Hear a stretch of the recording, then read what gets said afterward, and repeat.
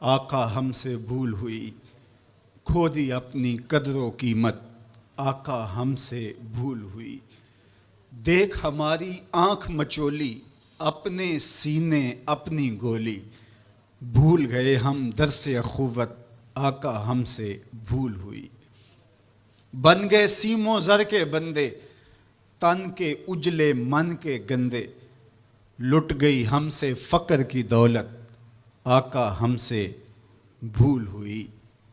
دنیا کے ٹھکرائے ہوئے ہیں، تیرے در پہ آئے ہوئے ہیں، کھول دے اپنا باب رحمت، آقا ہم سے بھول ہوئی۔ ہم سے غلطی ہوئی کہ ہم ٹکڑوں میں بٹ گئے، ہم گروہوں میں بٹ گئے، اور اس کا نتیجہ کیا ہے؟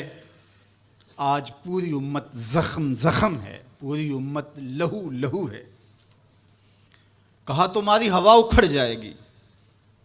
اگر تم نے حبل اللہ کو چھوڑ دیا، اللہ کی رسی کو چھوڑ دیا، تم نے رسول کے دامن کو ترک کر دیا، تم گروہی تقسیمات پہ یقین رکھنے لگے، تم نے 1.5 اینٹ کی مسجد کھڑی کر لی، تم تقسیم در تقسیم کے عمل سے گزرتے رہے، تم امت سے فرقہ، فرقوں سے جماعتیں، جماعتوں سے لابیاں، اور لڑکتے لڑکتے تم ٹکڑے ٹکڑے ہو گئے، تم کرچی کرچی ہو گئے، تو پھر تمہاری ہوا اکھڑ جائے گی، دنیا میں تمہاری کوئی عزت نہیں رہے گی۔ آج حضور کے قلب اطہر پہ کیا گزرتی ہوگی جب شام کی بچیوں کے منہ پہ تماچے مارے جاتے ہیں، جب بغداد میں حضور کی امت خانمہ برباد نظر آتی ہے، جب برما میں آری لے کر کے اعضاء کاٹ دیے جاتے ہیں، جب دشت لیلہ سے لے کے کندھار تک اور غزہ سے لے کے کشمیر تک لاشیں ہی لاشیں بکھری ہوئی نظر آتی ہیں، بستی بستی، کریا کریا، صحرا صحرا خون، بستی بستی، کریا کریا، صحرا صحرا خون، امت والے، امت کا ہے کتنا سستا خون، امت والے، امت کا ہے کتنا سستا خون۔ شام، قدس، کشمیر اور برما، کس کس کا احوال کہوں؟ شام، قدس، کشمیر اور برما، کس کس کا احوال کہوں؟ ہر سو زخمی، ہر سو لاشیں، ہر سو بہتا خون، امت والے، امت کا ہے کتنا سستا فخر عرب و عجم، والی کون و مکان، سیاہ لا مکان، سید انس و جاں، سرور لالا رخاں، نیر تاباں، سر نشین مہوشاں، ماہ خوباں، شہنشاہ حسینہ، تتمہ دوراں، سر خیل زہرہ جمالاں، جلوہ صبح ازل، نور ذات لم یزل، باعث تکوین عالم، فخر آدم و بنی آدم، نیر بطحا، رازدار ما اوہا، شاہد ما طغا، صاحب علم نشرہ، معصوم آمنہ احمد مجتبیٰ، حضرت محمد مصطفیٰ صلی اللہ علیہ وآلہ وسلم کے حضور ناز میں اپنی عقیدتوں، ارادتوں اور محبتوں کا خراج پیش کرنے کے بعد، عالی مرتبت ذی وقار علماء کرام، مہمانان محتشم، معزز حاضرین و حاضرات، ناظرین و ناظرات، السلام علیکم ورحمۃ اللہ وبرکاتہ۔ کتاب رحمت قرآن مجید نے ہمیں مخاطبت کرتے ہوئے ارشاد فرمایا، وَكَذَلِكَ جَعَلْنَاكُمْ أُمَّةً وَسَطًا، کہ ہم نے آپ کو امت وسط بنایا، تو دو چیزیں یہاں بیان فرمائی گئیں۔ ایک تو ہمارا نام، ہمارا تعارف، ہماری پہچان امت کے ذریعے سے کی گئی ہے کہ تم امت ہو،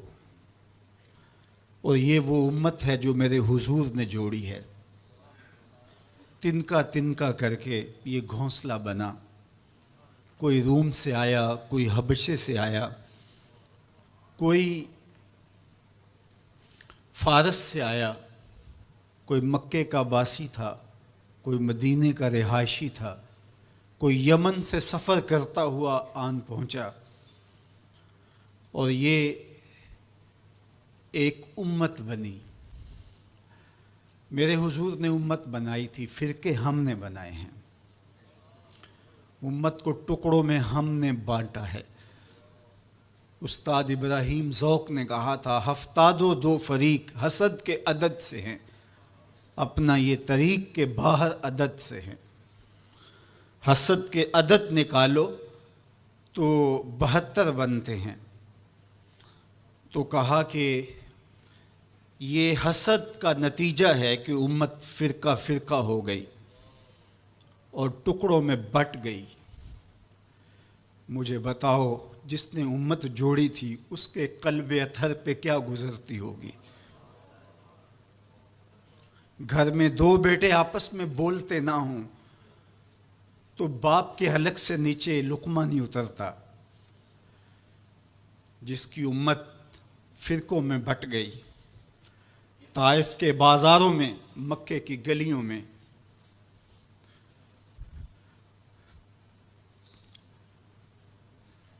اور کہاں کہاں میرے حضور نے اس امت کے لیے دکھ جھیلے، تکلیفیں سہی، تو یہ امت ٹکڑوں میں بٹ گئی۔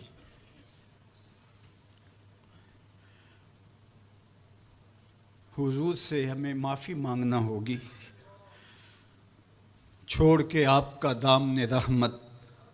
امت والے، امت کا ہے کتنا سستا خون، آج امت لہو لہو ہے۔ اس پوری کائنات میں 1 انچ بھی جگہ ایسی نہیں ہے جہاں آتش و آہن برستا ہو اور وہ کفار کی سرزمین ہو۔ جہاں بھی خون بہتا ہے وہ بستی مسلمانوں کی ہے، جہاں لاشیں گرتے ہیں وہ گھر مسلمانوں کا ہے، جہاں عصمتیں لٹتی ہیں وہ خطہ مسلمانوں کا ہے۔ یہ ہمارے گناہوں کی سزا ہے جو ہم کاٹنے پہ مجبور ہیں، اور جب تک ہم امت نہیں بنتے تب تک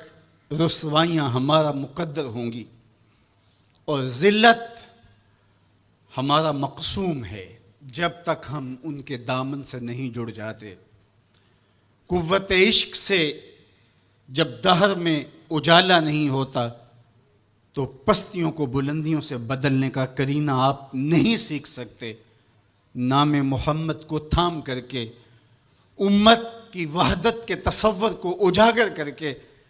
حضور کا پاکیزہ وجود جو امت کی وحدت کا ضامن ہے، اس سے بے لوث محبت کا رشتہ اور الفت کا ربط جب تک مضبوط نہیں ہوتا تب تک ہم ان مشکلات سے کبھی بھی نہیں نکل سکتے۔ 1000 فلسفے تراش لیں، 1000 منطقیں بگھار لیں، لیکن کوئی نتیجہ نہیں ہوگا۔ تمہیں نتیجہ تب ہی ملے گا جب حضور کے قلب اطہر کو آرام پہنچاؤ گے، جب امت بن جاؤ گے، جب حضور علیہ السلام سے وابستگی اپنا شعار زندگی بنا لو گے، تو پھر دہر میں اجالا اور روشنی حضور علیہ السلام کے نام کے صدقے سے نصیب ہوگی، اور تقدیر کا قاضی تمہاری سزائیں معاف کر دے گا، اور پھر نتیجہ تمہارے سامنے اس صورت میں نمودار ہوگا کہ تم بحر و بر کے مالک ٹھہرو گے، اور کائنات کے اندر حضور کے ساتھ وفا کے رشتے کے نتیجے کے اندر لوح بھی تمہارے ہاتھ میں ہوگا، قلم بھی تمہارا ہی مقدر ہوگا، لیکن شرط یہ ہے کہ تم صحیح معنی کے اندر امت بن جاؤ۔ وَأَنْتُمُ الْأَعْلَوْنَ إِن كُنتُم مُؤْمِنِينَ، یہ میرے رب کا وعدہ ہے، اور میرے رب کے وعدے سچے ہوتے ہیں۔ کہا تم ان کے بن کے تو دیکھو، عزت کا تاج میں تمہارے سر پہ رکھوں گا۔ یہ تمہاری غلطیوں کی تمہیں سزا دی جا رہی ہیں، عزتیں تمہارے لیے ہیں، وقار تمہارے لیے ہے، لیکن شرط یہ ہے کہ تم میرے بھی بن جاؤ، میرے رسول کے بھی بن جاؤ، تو پھر عزتیں تمہارا مقدر ہوں گی اور شانیں تمہیں عطا کی جائیں گی، تمہیں عزتوں کی مسندوں پہ بٹھایا جائے گا۔ شکوے کی زبان کھلی تو لہجہ تلخ ہوا، اور اقبال بولا کہ صفائے دہر سے باطل کو مٹایا ہم نے، نوع انسانی کو غلامی سے چھڑایا ہم نے، تیرے کعبے کو جبینوں سے بسایا ہم نے، تیرے قرآن کو سینوں سے لگایا ہم نے، پھر بھی ہم سے گلہ ہے کہ وفادار نہیں، ہم وفادار نہیں، تو بھی تو دلدار نہیں۔ تو آواز آئی، صفائے دہر سے باطل کو مٹایا کس نے، نوع انسانی کو غلامی سے چھڑایا کس نے، میرے کعبے کو جبینوں سے بسایا کس نے، میرے قرآن کو سینوں سے لگایا کس نے، تھے تو آبا وہ تمہارے ہی مگر تم کیا ہو، ہاتھ پہ ہاتھ دھرے منتظر فردا ہو، ہر کوئی مست مئے ذوق تن آسانی ہے، تم مسلمان ہو یہ انداز مسلمانی ہے، حیدری فقر ہے نئے دولت عثمانی ہے، تم کو اسلاف سے کیا نسبت روحانی ہے، وہ معزز تھے زمانے میں مسلمان ہو کر، تم خار ہوئے تارک قرآن ہو کر۔ جب تم میرے تھے تو خالد بن ولید کے پاس زہر کی شیشی لے کے پادری آتا ہے، تو حضرت خالد بن ولید پکڑ کے خود اس کو پی جاتے ہیں، اور وہ منتظر ہوتا ہے کہ تھوڑی دیر کے بعد یہ گریں گے اور موت واقع ہوگی، لیکن معمولی پسینے کے بعد حضرت خالد بن ولید کھڑے ہو کے کہتے ہیں میرے رب نے موت نہ لکھی ہو تو موت نہیں آ سکتی، آؤ رب کا ڈر سینے میں پال لو، زمانہ تم سے ڈرنا سیکھ لے گا، ان کے ہو جاؤ زمانہ تمہارا ہو جائے گا، ان سے وابستگی اختیار کرو پھر زمانہ تمہاری نوکری کرے گا۔ پھر میں اقبال کے لہجے میں کہنا چاہوں گا کہ محمد سے وفا تو نے تو ہم تیرے ہیں، یہ جہاں چیز ہے کیا لوح و قلم تیرے ہیں، پھر کائنات تمہاری باج گزار ہوگی، تمہاری دہلیز کی لونڈی ہوگی، زمانہ تمہارا نوکر ہوگا، شرط یہ ہے تم امت بن کے دکھاؤ، تم نے امت بننا ہے، تم نے رسول اللہ کا غلام بننا ہے، تمہارا لب و لہجہ بتائے ہم حضور کی امتی ہیں، تمہارا طرز زندگی بتائے تم حضور کی امتی ہو، تمہارا کردار بتائے تم ترازو پہ کچھ تول رہے ہو، تو لوگ دوسری طرف بھی منہ کر کے کھڑے ہو جائیں، یہ غلط نہیں تول سکتا، یہ امت رسول ہے، تم بول رہے ہو لوگوں کو یقین ہو کہ یہ جھوٹ نہیں بول سکتا، یہ رسول اللہ کا امتی ہے، تمہارا طرز زندگی بتائے میں امت رسول ہوں، تمہاری وحدت تمہارا زور ہے، تمہاری طاقت ہے، تمہاری توانائی ہے، تو فرمایا وَكَذَلِكَ جَعَلْنَاكُمْ أُمَّةً، ہم نے تو امت بنایا تھا تمہیں، تم ٹکڑے ٹکڑے ہوئے، تم نے اپنے آپ کو بانٹ لیا، تم ایک دوسرے کا گریبان نوچنے لگے، تم ایک دوسرے کے جبے پھاڑنے لگے، تم ایک دوسرے کے لیے نفرتوں کے بیج بونے لگے، تمہاری زبانیں انگارے اگلنے لگیں، تم چنگاریاں نکالنے لگے، تم ممبر و محراب کے تقدس کو پامال کرنے لگے، تم خواہشات کے غلام بن گئے، تم آرزوؤں کے نوکر بن گئے، تم اپنے نفس کی غلامی میں آ گئے، تم تو غلام تھے آمنہ کے لال کے، تم نے کب سے نفس کی غلامی اختیار کر لی، تم کب سے خواہش کے نوکر بن گئے، تم کب سے نفس کے بندے بن گئے، پھر تمہیں ذلیل نہ کیا جاتا تو اور تمہارا علاج کیا ہے؟ تقدیر کے قاضی کا یہ فتویٰ ہے ازل سے، ہے جرم ضعیفی کی سزا مرگ مفاجات، یہ تقدیر کا فیصلہ ہے۔ عبد القادر روحیلے نے جب ملک تیمور کو قید کر کے اس کی آنکھیں نوکے خنجر سے نکالی اور اس کی حرم کی بیٹیوں اور بہوؤں کو بہنا ناچنے پہ مجبور کیا، لیکن ایک دم نہ جانے اس کو کیا خیال آیا، اس نے سارا اسلحہ اتار کے پھینک دیا اور چارپائی پہ لیٹ کے خراٹے لینے لگا، لیکن وہ بیٹیاں برابر ناچتی رہیں۔ تو عبد القادر روہیلا کھڑا ہوا اور اس نے کہا کہ میں ایک سپاہی ہوں اور اس حالت کے اندر اسلحہ اتار کے خراٹے لینے لگ جانا یہ ایک سپاہی کی شان کے لائق نہیں ہوتا۔ یہ میرا تکلف تھا، یہ میری بناوٹ تھی۔ مجھے خیال آ گیا کہ میں نے بہت زیادتی کی ہے اور میں یوں لیٹا۔ میرا خیال تھا کہ تیمور کی کوئی بیٹی میرے ہی خنجر سے میرا گلا چیر دے گی، لیکن اس کے باوجود تم برابر ناچتی رہیں۔ حمیت نام تھا جس کا گئی تیمور کے گھر سے۔ اس نے کہا کہ اب میں حق بجانب ہوں جو میں نے آپ کے ساتھ کیا، اس لیے کہ میرے خنجر کو پڑا ہوا دیکھ کے اور مجھے خراٹے لیتے ہوئے دیکھنے کے باوجود بھی جب تم ناچ رہی ہو تو پھر میں نے غلط نہیں کیا۔ تمہارا علاج یہی تھا۔ جب ہماری بیٹیاں غیروں کے نرغے میں ہوں، جب ہمارے گلے چیرے جا رہے ہوں، جب شام اجڑ رہا ہو، جب برما میں آریوں کے ساتھ انسانی اعضاء کاٹے جا رہے ہوں، جب بغداد کے اندر اس امت کی شہزادیاں بھیک مانگنے پہ مجبور ہوں، تو مجھے بتاؤ اس زمانے میں بھی ہم ایک دوسرے کے گریبان نوچیں گے؟ تو پھر جو ہمارے ساتھ ہو رہا ہے یہ ہماری سزا تھی۔ ہمیں امت بنایا گیا تھا، ہم نفس کے غلام بن گئے، ہم خواہشات کے نوکر بن گئے۔ اللہ جل وعلا کی حمد و ثنا کے بعد رسول رحمت، شفیع معظم، نبی محتشم، حضور ختم المرتبت، اللہ کے پیارے، امت کے سہارے، رب کے محبوب، دانائے غیوب، مالک رقاب امم، فخر عرب و عجم، والی کون و مکان، سیاہ لا مکان، سید انس و جاں، سرور لالا رخاں، نیر تاباں، سرنشین مہوشاں، ماہ خوباں، شہنشاہ حسینہ، تتمہ دوراں، سرخیل زہرہ جمالاں، جلوہ صبح ازل، نور ذات لم یزل، باعث تکوین عالم، فخر آدم و بنی آدم،